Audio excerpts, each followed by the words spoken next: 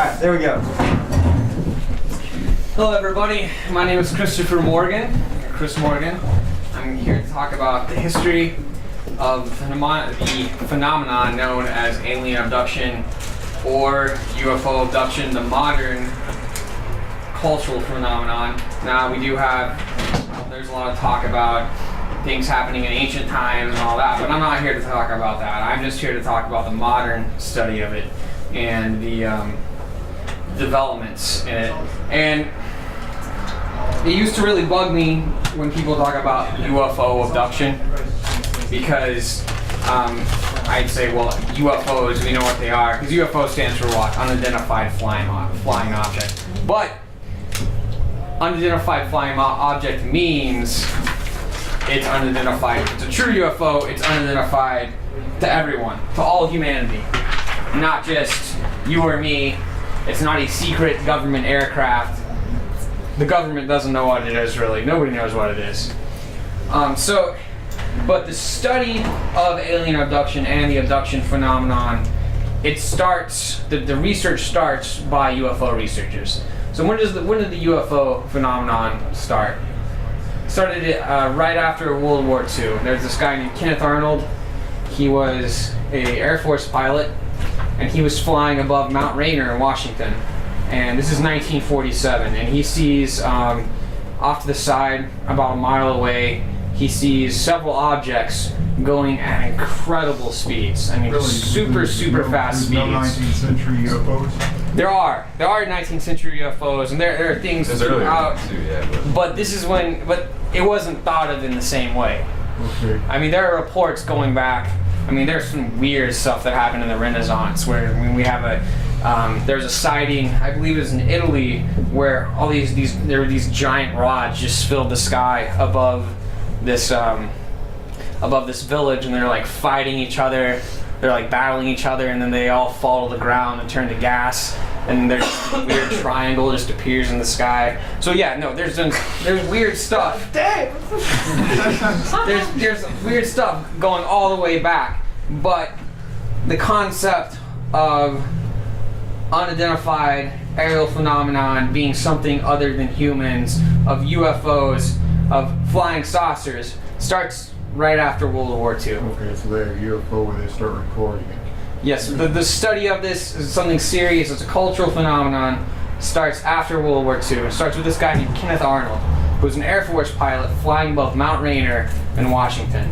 And he sees these objects off to the side of him, about a few miles out, and they're like they're like darting amongst the clouds, and they're going at this guy's an expert. I mean, he's an Air Force pilot, and he's flying at the time cutting edge aircraft. So this guy, he's up there, he knows a lot about aircraft, and he says I don't remember how fast they were going, but they were going at incredible speeds and maneuvering like nothing he knew of any human aircraft could maneuver. And he actually, in his report, reported them to go, because it was so unbelievable, his estimation of the speed of these objects, he actually, in his official report, lied and cut the speed in half to his official report. So, and he said they looked to him like flying saucers. And so that was in the newspaper, and then more and more people, there's this explosion of flying saucer sightings in the late 40s and early 50s. There are sightings over New York City and Washington, D.C., and of course there was the Roswell incident, which wasn't really, it was sort of a blip on the map. It became bigger later. But there was the Roswell incident. They said that allegedly a flying saucer's crashed. Comes out in the newspaper, the Air Force has found a flying saucer. And then the next day, like, no, it was just a weather balloon. And one of the weirdest incidents is over Washington, D.C. There's a huge sighting. These objects are flying over D.C. at night, and an Air Force squadron comes up to intercept it, and these orbs surround one of the planes. As you know, and so all sorts of weird stuff is happening as far as UFOs. It's a big thing. There's, of course, movies made automatically, early 50s, stuff about flying saucers. day the earth stood still, all that. So there's a big civilian, there's military government research going on, but it's aimed at debunking it. There's this guy, Dr. J. Allen Hynek, who becomes a big UFO researcher later on, and he is initially hired by the government to debunk the UFO sightings. Well, it's a big deal for a while, for about 15 years, and then a very strange incident happens that a lot of UFO researchers dismissed, but it was just a blimp on the map as far as, because it's something, it didn't sound right. Anyway, so here it is. This is the first abduction. This couple right here, their names are Betty and Barney Hill. They're a married couple living in New England in the early 1960s. These people are middle-aged. They're on their way back. They went to church in some other town, and so they drove through the countryside in the mountains up in the northern Appalachians, sort of on an isolated road to go to church. And they're driving back on a Sunday night, and they see this bright object like shine at them and then go behind the mountain. And then a little later, they see it come towards them. The next day, they get home really, really late. A lot later than they were expecting to get home. And Betty starts having strange dreams the following week, the following month. And she has dreams about them on that road being stopped by this craft, and men in military, strange-looking men in military uniforms come and take them into the craft. And she has a needle inserted into her, and at the same time, Barney starts to show some weird physical symptoms. He starts to have painful urination and some other things, and he's having weird dreams. So they go to a hypnotist or to a psychologist to talk about this experience, because there's a period of missing time going on there. So they feel like something happened on that road. And they basically, they remember what happens in their dreams, except they're not soldiers wearing military uniforms. There's something else.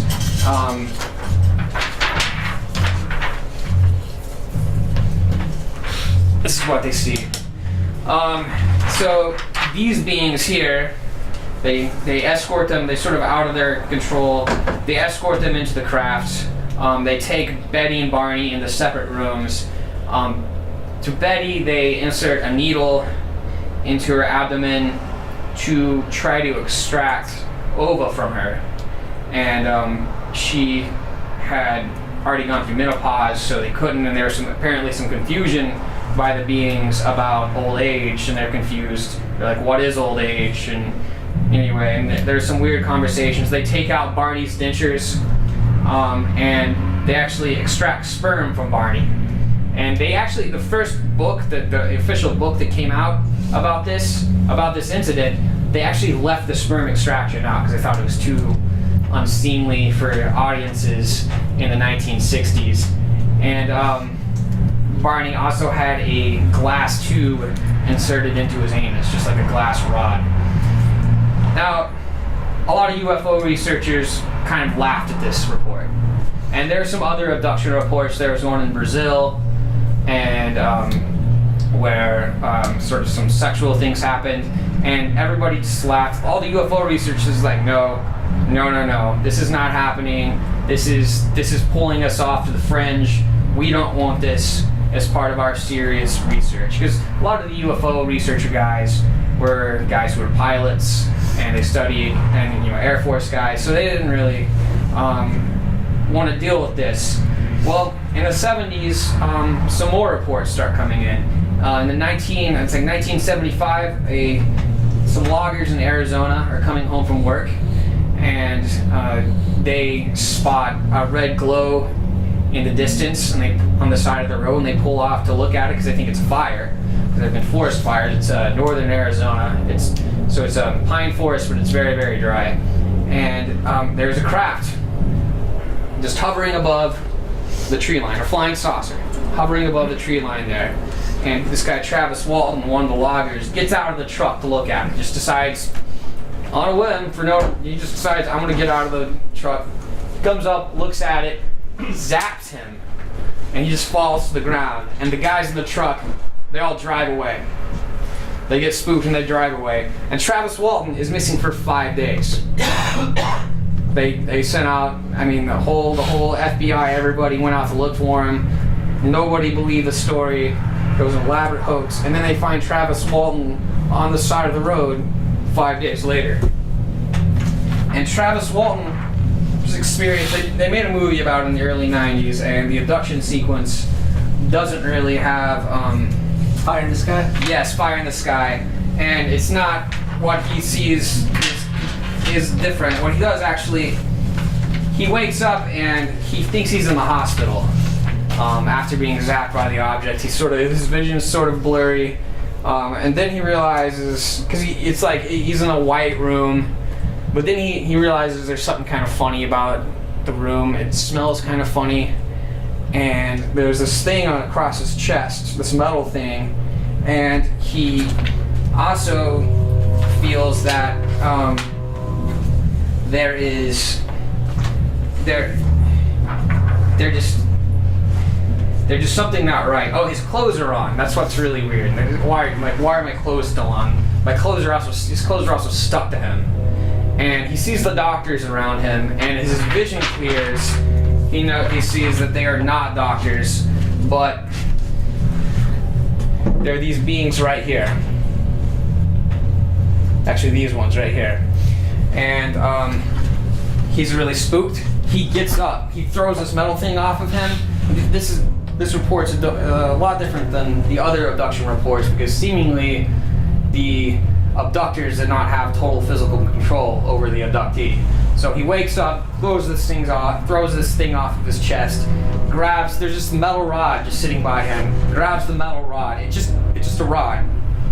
It's similar to what was stuck into Barney Hill's rectum, but it's just this metal rod.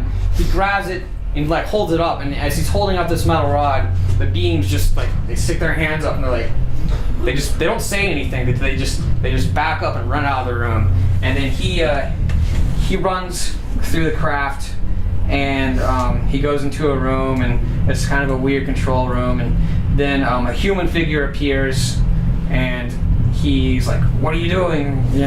Come save me." And the human figure doesn't say anything. He motions to him, and he takes him into out of the craft, and they're in a base with many ships. And he takes him into another room in the base with other humanoid figures, which are later known as Nordics, because they all have blonde hair, blue eyes, real buff figures, and they put a gas mask over his face, and then he wakes up on the road. Well, that was a really highly publicized UFO report, but it was just a one-time deal. The Barney and Betty Hill case, just one time. And so the UFO researchers, the ones who were starting to take this seriously, because you had corroboration, they still thought, this is sort of a rare event. Well, there was another case in the late 70s, very, very important, a woman named Betty Andresian, and she reports, she's a Christian fundamentalist, and she had about 5 children, and this is Betty under hypnosis, and she reports that these beings came, there's a flashing light, some red flashing lights, and these beings transmute themselves through her walls and take her. And they take her into the craft and do the same sort of thing they did to Betty Hill. They stick a needle into her navel and feel around. They said it's for procreation. And then they stick a needle up her nose and take something, they actually remove something out of her nose. It was like a small ball. And then they take her, after this examination, they take her into another realm, apparently. They take her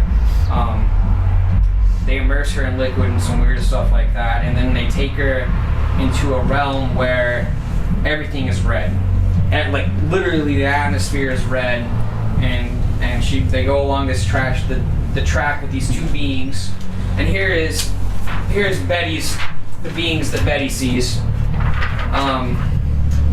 and they take her along the track, and then they take her into this green realm where she kind of, during the hypnosis session, she gets really frustrated because she can't, because she says everything is green, but at the same time, everything is different colors.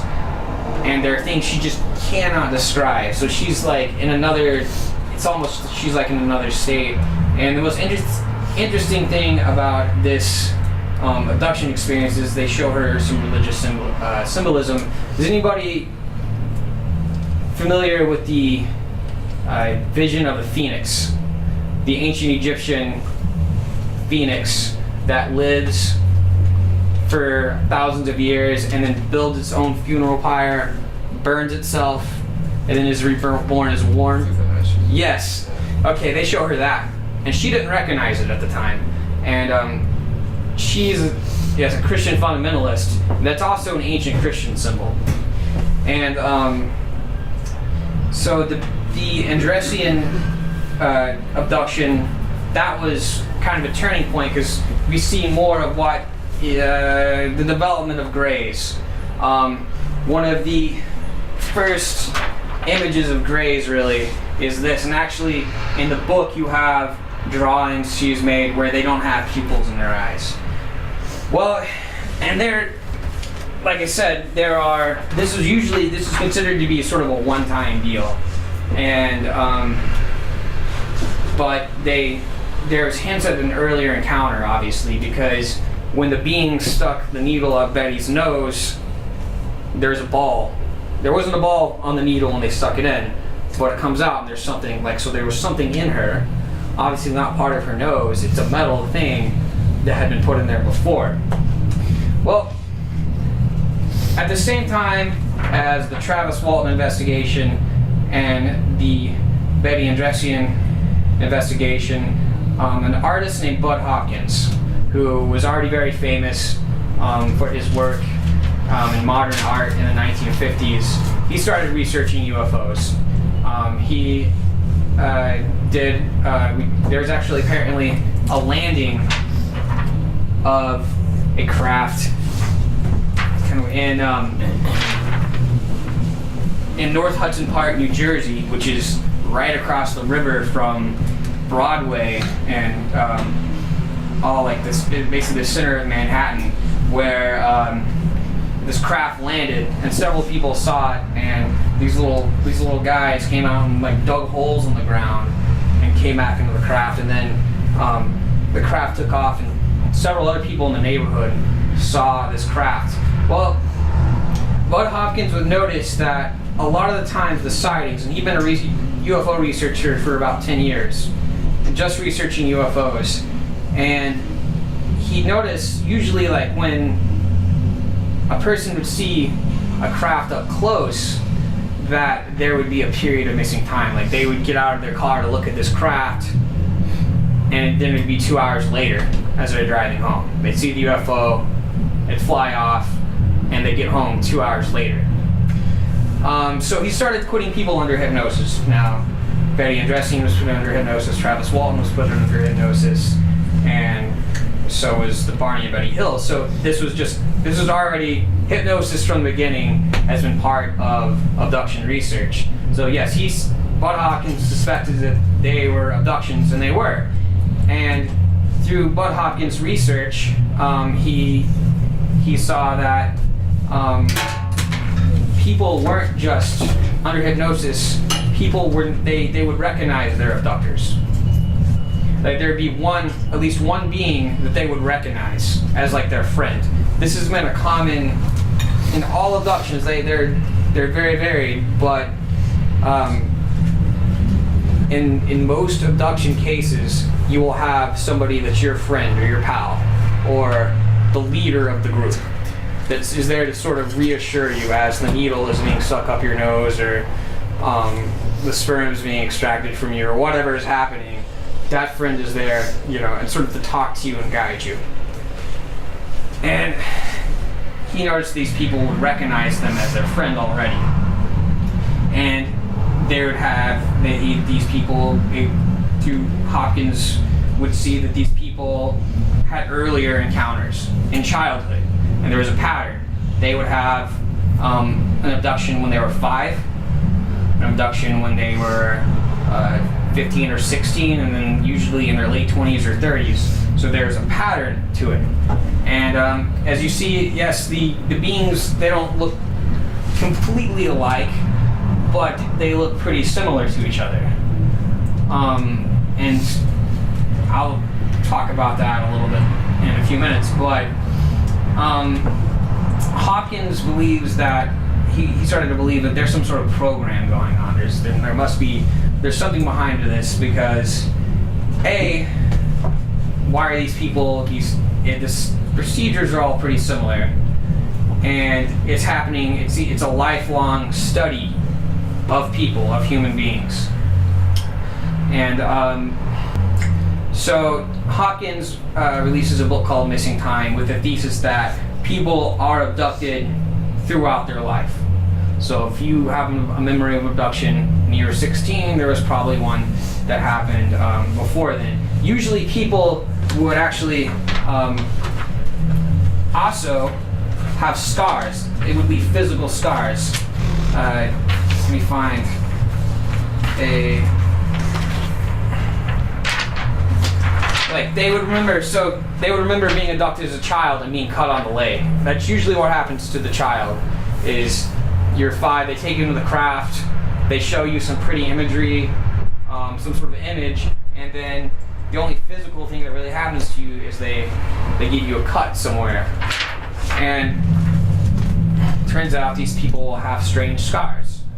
This is from a woman named Kathy Davis, and this is Kathy's mother. And these puncture marks here, and I've got a slide somewhere of some other scars. But so this was his thesis. There's got to be something going on. And so after the publication of Missing Time, more reports come in, lots more. People start contacting Bud Hopkins and other UFO researchers about saying, similar things are happening to me. More people get put under hypnosis, and more people draw these beings. Now, this is the early 80s, and this is when there's a big shift in the UFO phenomena. I want everyone to look at these images real quick. Everybody just look at these images and assume that they're real. Think that they're real. This is reality. How do these images make you feel? How do these beings make you feel? Or just the images of these beings? It's 1981. Terrified. Terrified? Okay. What do you think of... Okay. And here is the shift. This is from Bud Hopkins' second book, 6 years later.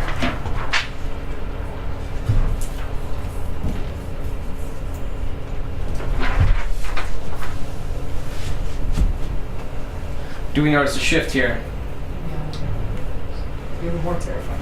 Much more terrifying. A little more, almost... It's sucking the soul, kind of. gremlin-like. Well, it seems like they're actually starting to get more of a grasp of what they actually look like. That might... Because the other ones wasn't...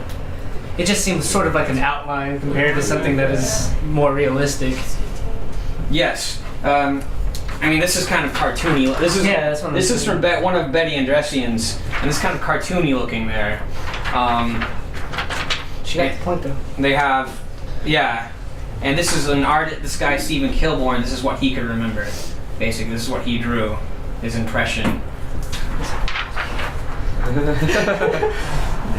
So, you notice the eyes have gotten larger.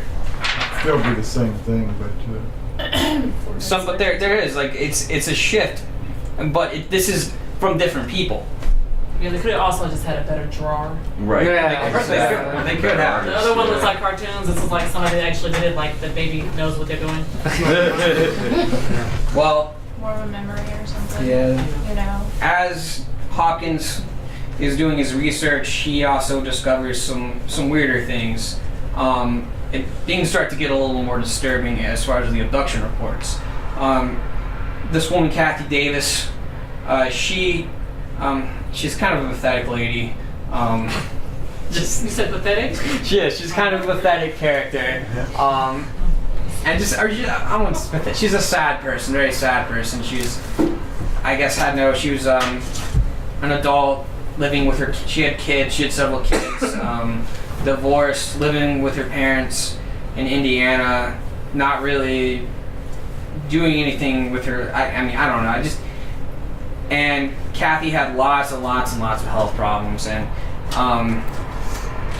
but Kathy had these experiences, and she had an experience where she remembers. It was a real thing that happened to her. She had a pregnancy. It was her first pregnancy, and all of a sudden she loses it. Like, she just wakes up one day, and she can tell she's not pregnant. There's blood on her bed, and she goes to the doctor, and the fetus is just gone. And Bud Hopkins she goes under hypnosis. I mean, this is already well established that she's an abductee, and Bud was spending a lot of time researching on Kathy, and under hypnosis she remembers being taken into the craft and them sort of feeling this massaging on her back and on her stomach, and then some sort of device put on her stomach and something inserted into her, presses down, and they pull the fetus out. And Bud, at the same time, Bud Hopkins is researching these other women abductees who remember they'll be pregnant out of nowhere, and some of them will go to get abortions, and then the doctor will be like, well, you weren't pregnant in the first place. They're like, no, well, I tested positive. I was pregnant. And over and over again, he'd find these cases of these women being pregnant out of nowhere and then not pregnant for no real reason. And these women would have these strange dreams. They'd all have these similar dreams. He called them wise baby dreams, where they would be they'd be holding a baby, and they feel that the baby was very, very wise. You'd always be a very just little decrepit baby, a very feeble, decrepit baby, and they would hold the baby, and they'd feel like wisdom or somebody speaking to them, and sometimes they'd be told to nurse the baby, and sometimes they'd be told to talk to the baby and soothe the baby. And at the same time, the male abductees that Hopkins was studying remembers having more sperm extractions taken from them. This became more common. And sometimes it varied. Sometimes the sperm extraction would just involve the creatures coming and putting a tubular device over the penis, and have you seen how bulls are ejaculate, they all artificially inseminate cows, that kind of thing. And sometimes they would put a thing over their head and then make them ejaculate and sort of scrape the semen off. And then sometimes, in the most disturbing cases, they would be paralyzed. You'd always be paralyzed. You're on the table usually, but they're paralyzed, and a female being, and sometimes it looks completely alien, and sometimes it looks completely human, but there's something weird, the woman will just have black eyes, and they will mount them and basically rape them. And so Bud Hopkins put out the thesis that there is an alien-human hybrid program going on. There's obviously some sort of because he puts all these things together, and Kathy, the original this original woman, she actually is shown she is presented in her child. And if I can find the slide with Kathy's child on there,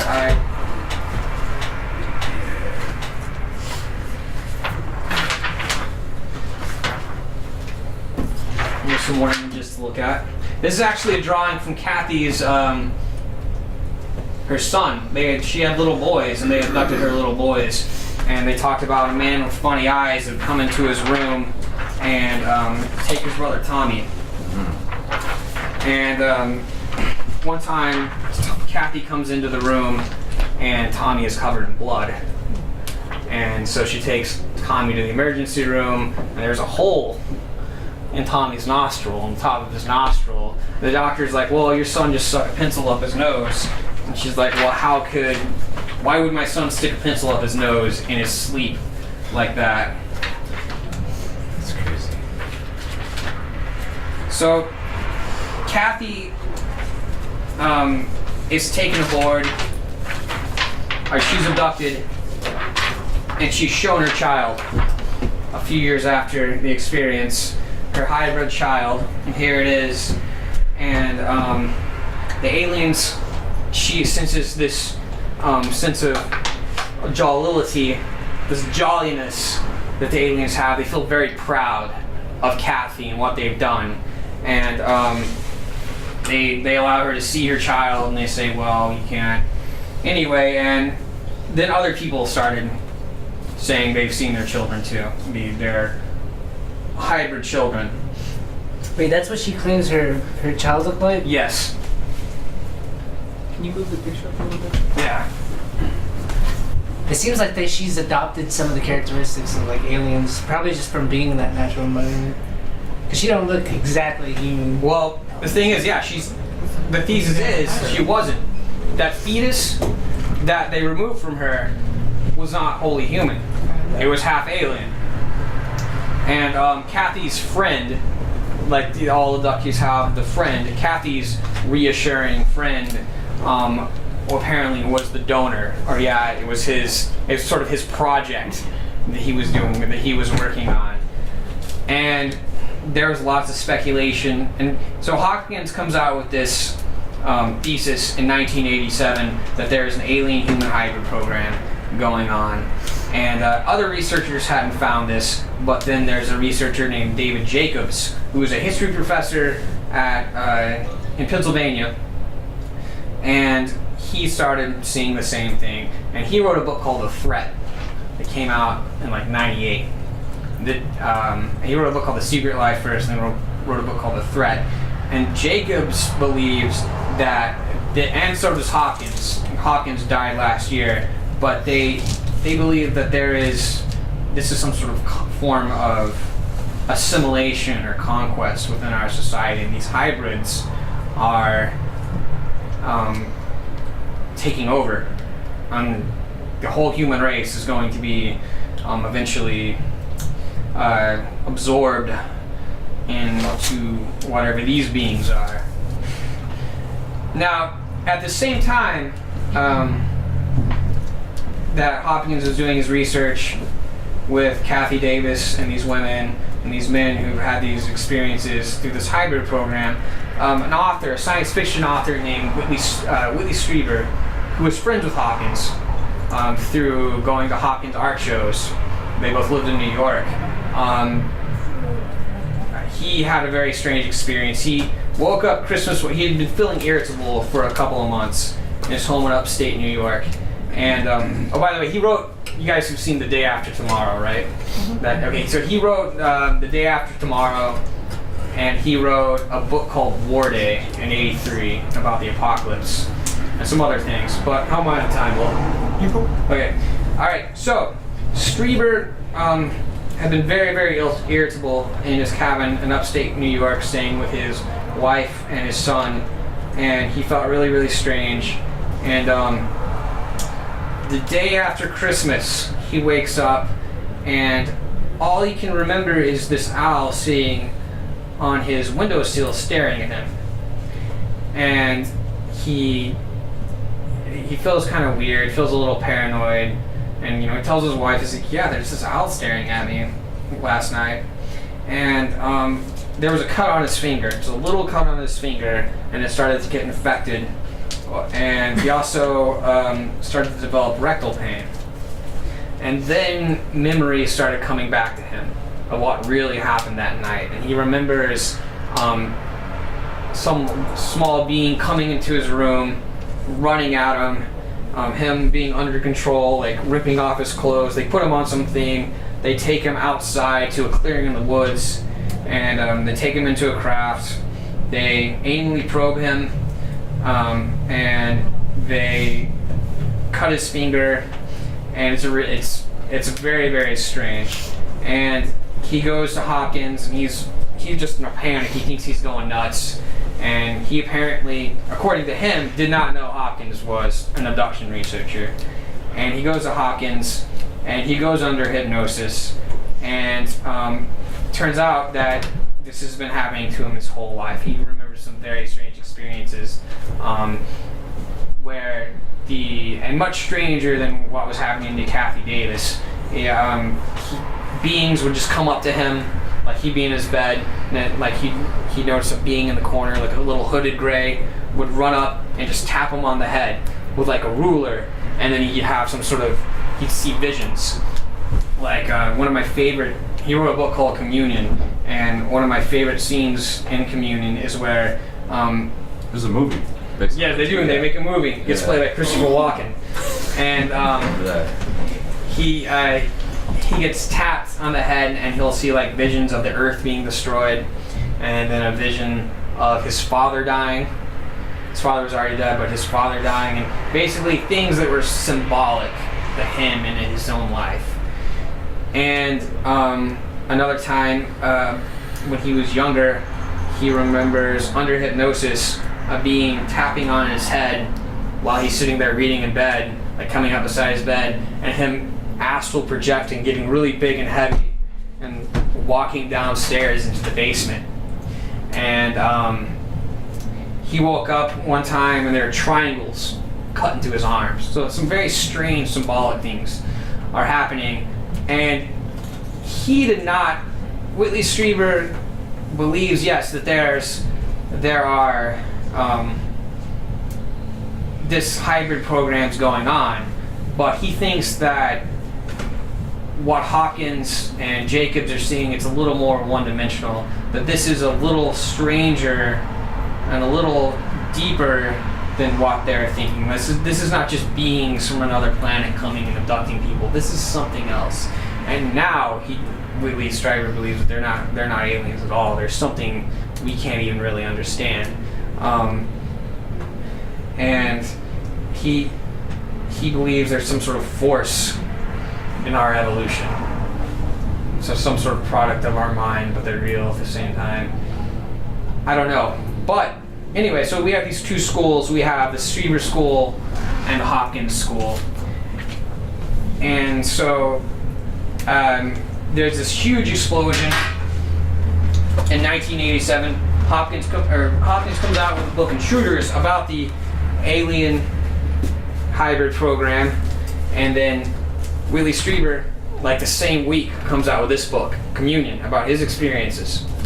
And there's a huge explosion in the late 80s and early 90s of abduction literature and research and reports. And in about 91, Hopkins and Jacobs do a poll, a Roper poll, which is an old established poll. They're like Gallup and all that. There's a Roper poll of Americans, and through there, what they suggest, through the questions answered in that poll, through that census, they think that in the early 90s, up to 4 million Americans have been abducted. And Strieber now thinks it's something that happens to everybody. Just some people are more aware of it. But this is what I think. Well, first off, what are the themes? What does anybody draw from this? What can people draw from these things happening here? We have physical evidence. I mean, 4 million people don't lie. I mean, these people believe this is happening to them. We have physical evidence. We have scars. We have corroboration in that there are people living across the country. Before there are any grays on television, before we have the X-Files, which actually a lot of the stuff in the X-Files is based on Hopkins' work and on Bud Hopkins' work. We have people reporting the same beings that have no prior knowledge of UFOs or alien abduction, and we have scars. And I can't find the other thing of scars, the other slide of scars. But so what do you guys make of this? What makes this improbable that this is happening? I don't think it's improbable, but isn't there evidence that there might be a link between the government and that program? Yes, there are people that say that the government they've captured UFOs, and I have my own theories on that because I don't think something. Okay, first off, how advanced does something have to be? These beings have to be to do this. Just to even come to Earth, they have to be way more advanced than me, huh? Right. And a lot of people say that's impossible for you to travel from another solar system. Could be that the government is complicit in the aliens, maybe. Or maybe the government is the hybrids. and David Jacobs thinks that that's what's true.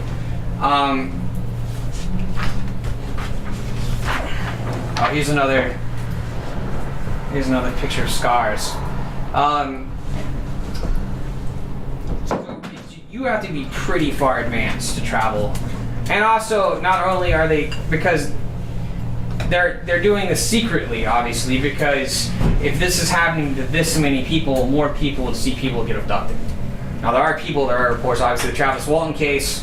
Those loggers saw their co-worker get abducted, and on the Brooklyn Bridge, actually, there were several people that saw a woman being floated into a craft in the early 90s. There was some strange footage in the 90s too of a guy that was on the job. He was working at night, and you see him like just out of nowhere. It's this one guy. It's behind a fence, and it's security footage, security camera footage. And he like crouches down. He gets down on his knees. It looks like he's throwing up, right? And then he just gets up and he kind of disappears into the darkness, and he's gone for like maybe 20 minutes, and then he literally, it looks like he materializes back, and he falls down again and throws up, and this time he just falls over completely, and he has all these crazy experiences about how he was saying how he had been abducted and all this shit. What about what happened in California? And it wasn't in the 50s when they had like fucking the whole military shooting at that. Yes, there's a lot of things in the 50s that happened with UFOs and like being military craft trying to intercept UFOs. So I don't think the government is complicit in this because they're genuinely pretty freaked out by what's going on too. Now, they said, no, they can't do that. It is impossible. There's this assumption because humans don't know how to travel But the government between stars. There's a way of ignoring things anyway. With all the strange things I've heard about these rich families in the world, I would not put it past them.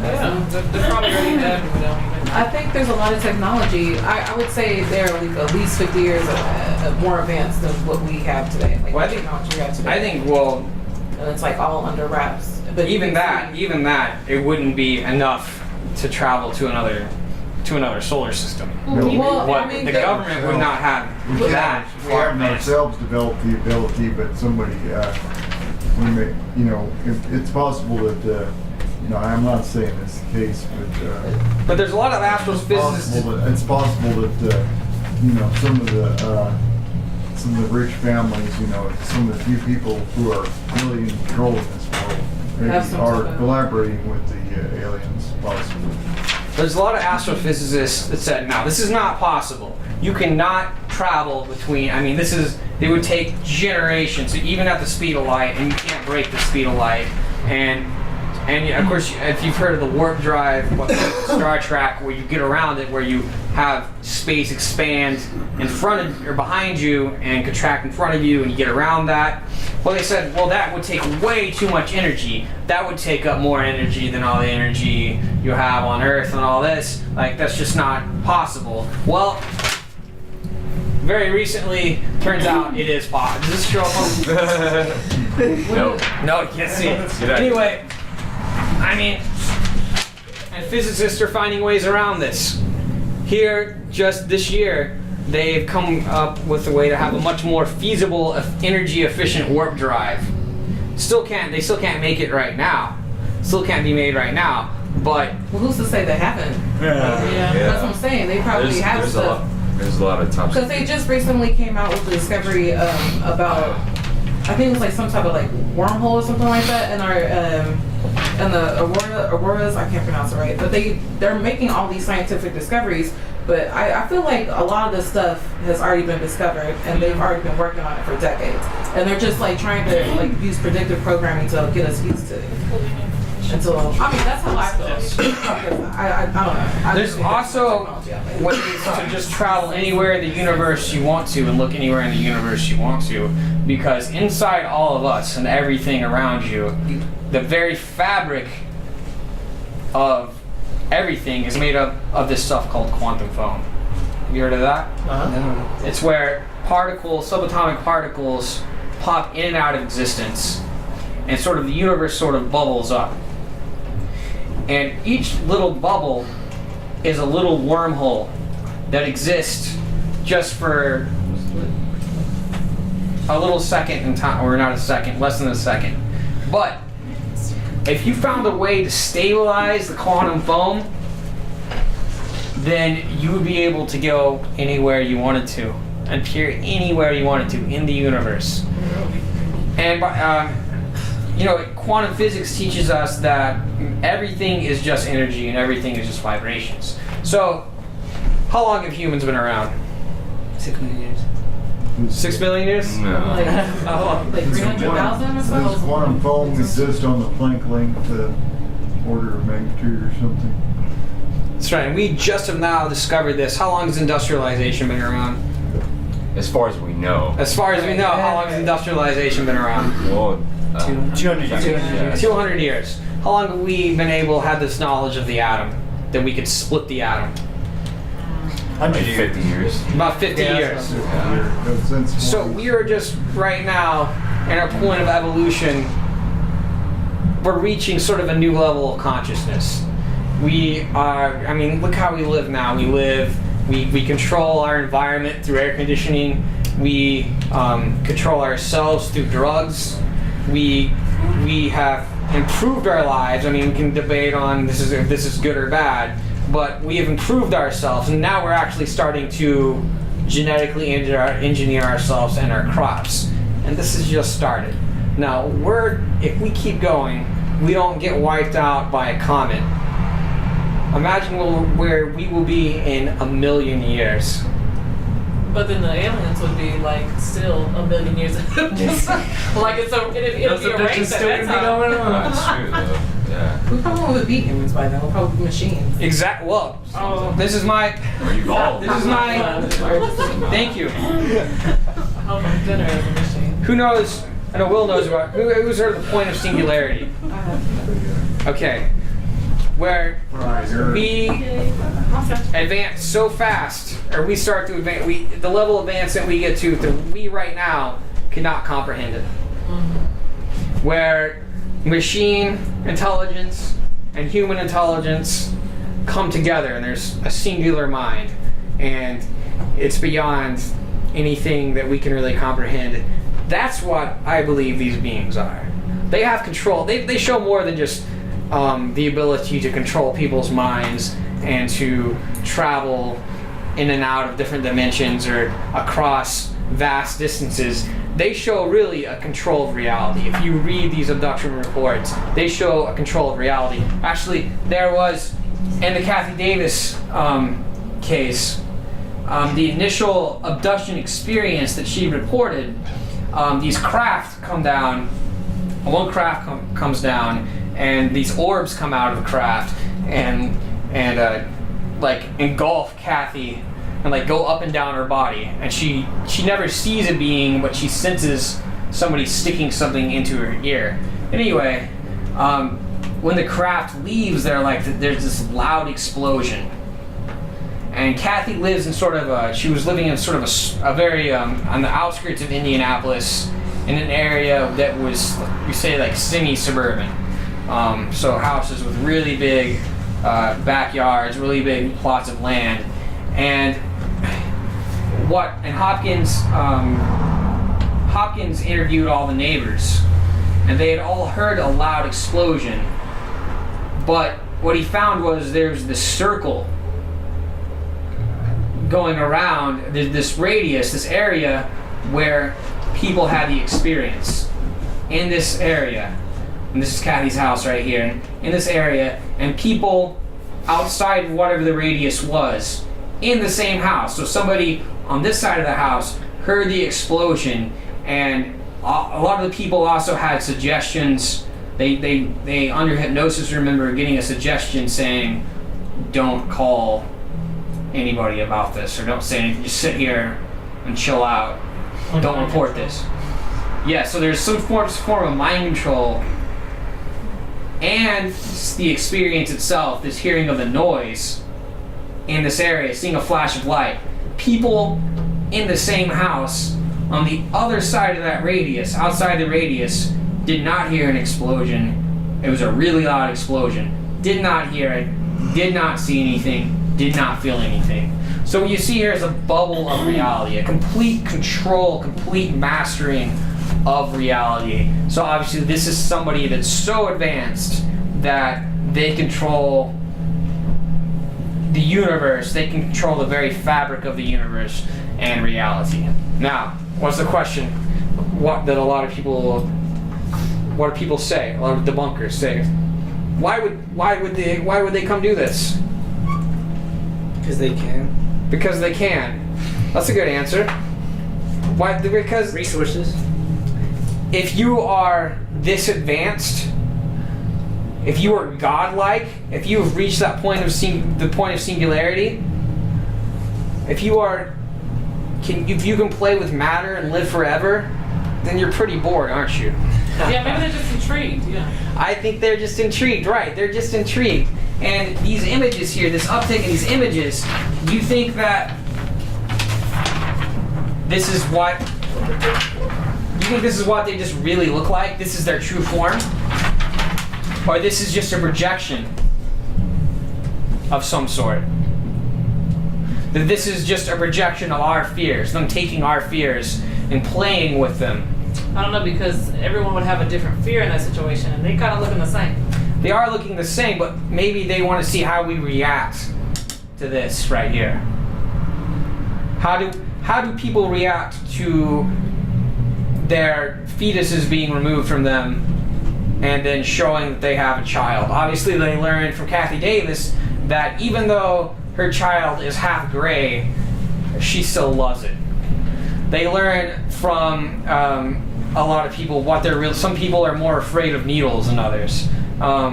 They've learned how men feel, how it feels for men to be raped. I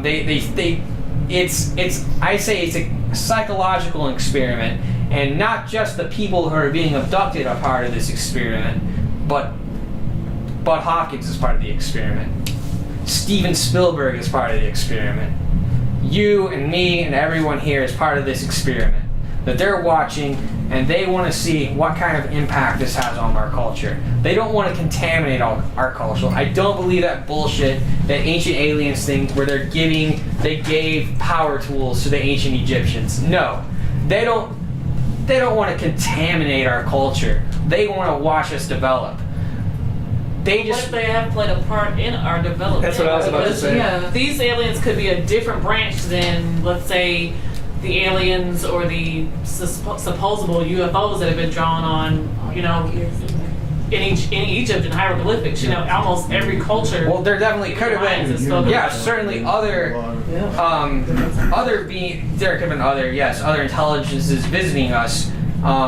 What I think about those UFO drawn, the hieroglyphics and everything like that, is that people back then were having these same experiences, but they were just seen differently and people took them more seriously. Society as a whole took them more seriously, and this is an experiment on our society, on our modern minds. So, I mean, look at the how am I on time? You've been 54 minutes. 54 minutes. All right. Okay, I mean, this is just sort of like I said, the hybrid thing doesn't really make sense when looking at Kathy Davis. Somebody's saying, well, look at this. She has so many genetic defects and problems. How is she a good specimen to create a hybrid? Well, no, obviously this was just simply a psychological experiment because you didn't have people like Kathy Davis before the 20th century. Some woman that lived off Cheetos, basically, lived with her parents, whatever. I mean, she just almost the atypical epitome of modern suburban white America. Why do they abduct Whitley Strieber, the author? Whitley Strieber is this guy that's obsessed with New Age stuff. He was already obsessed with the tarot. He's some guy that lives a very, very comfortable life. He's got his apartment in Manhattan and then goes up and chills and writes books in upstate New York with his kid. Why do they abduct Barney and Betty Hill? Well, they were an interracial couple. In the early 1960s, they were an older interracial couple. They weren't like cool kids living in Greenwich Village, like playing folk music together. They were these older couple, sort of on the cusp of the modern consciousness. Like what we were talking about in that first lecture where he showed that level of consciousness starting with the archaic and going up to the modern. Well, we're reaching these new levels of consciousness, and so they're interested in looking into the minds of people who are reaching these new levels of consciousness. And that's what I think. That's my spiel. The last thing I will do, I'm going to read from my favorite book about aliens, Communion. Just a little passage, just sort of shows you how strange this phenomenon really is. So Whitley had already gone through all these hypnosis sessions, realized this has been happening all his life, that his little boy was being abducted too, and that his wife had gone under hypnosis. And so he wanted to try to he felt like he could probably make mental contact with them. He wanted some form of confirmation.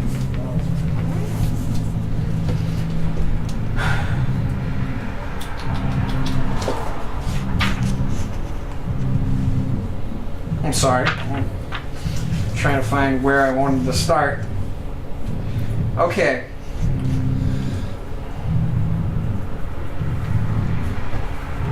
After dinner, the two of us went upstairs and discussed the matter. Frankly, the kid's observation, coming as it did at the moment, had convinced me that on some level, what was happening must be real, and what his son's friend had been visiting their house in upstate New York, and she said she saw a small airplane with lights all over it fly through their front yard.